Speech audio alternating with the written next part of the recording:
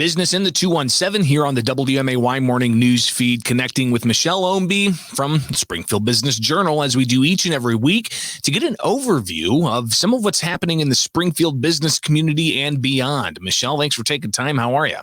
Good morning, Greg. Doing well. Good to hear. So let's get right into it. We've got a bakery with a controversial name that is, I think, tapping into getting some publicity in a roundabout way with a new opening. Tell us about Beelzebunz.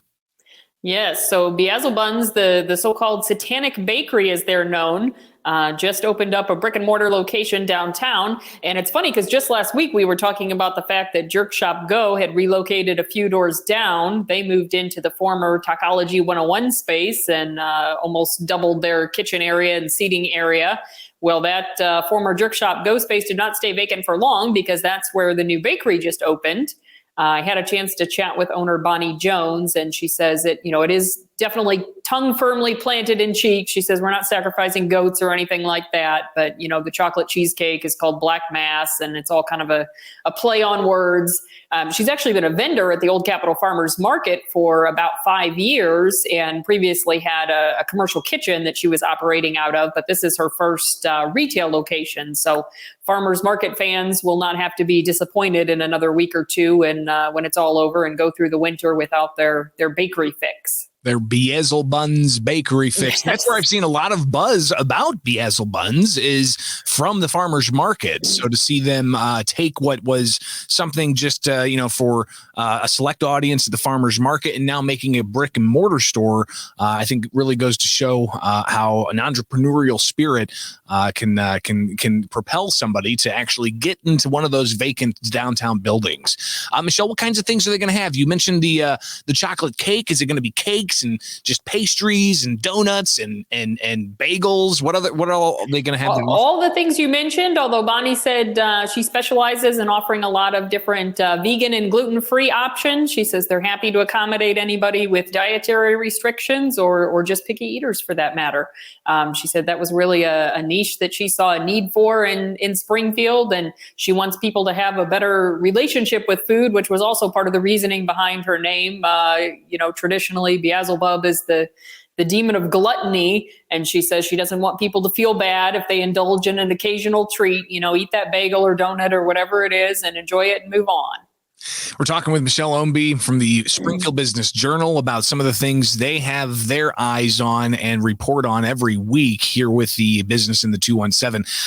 Something that, when we do talk about this, it's typically in the context of what's going on with Springfield city government, but tax increment financing. There's a new TIF financing plan. Tell us what's going on here. Right. This is another potentially exciting project for downtown. I had the opportunity to attend the city's Economic Development Commission meeting last week, and they unanimously voted to approve just over $500,000 in TIF financing for Floyd's Thirst Parlor.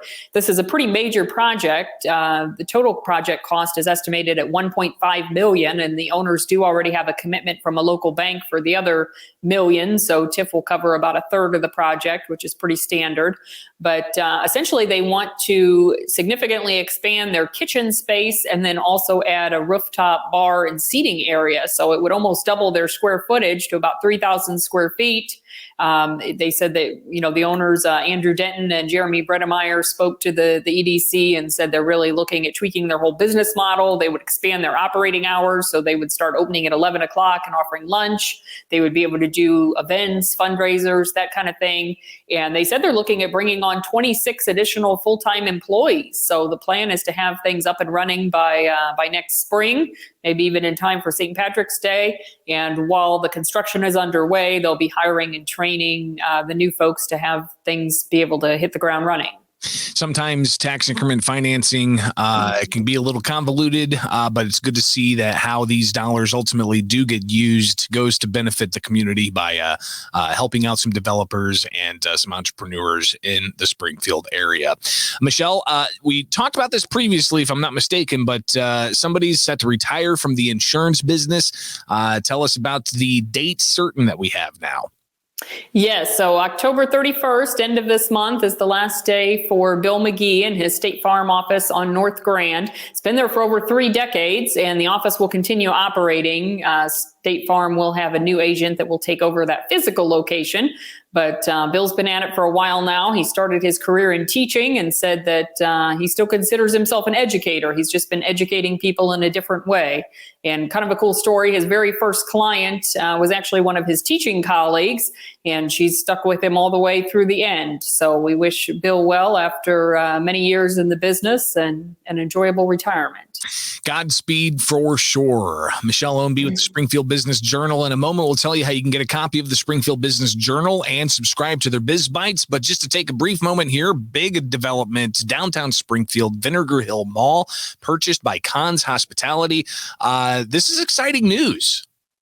It is. I mean, really, there's a lot of great things happening in downtown and the surrounding area. And, that Vinegar Hill Mall complex has been on the market for quite a few years now.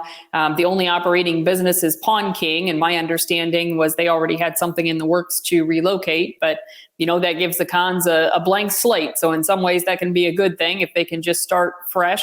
And of course, that's a pretty significant property. It's about 3 acres total. In addition to the mall itself, there's that freestanding former restaurant, most recently the Bowers. And then there's also the historic mansion that housed, I believe, the Illinois Bar Association. So you've got several properties, a couple of parking lots, a lot of space to work with on that project.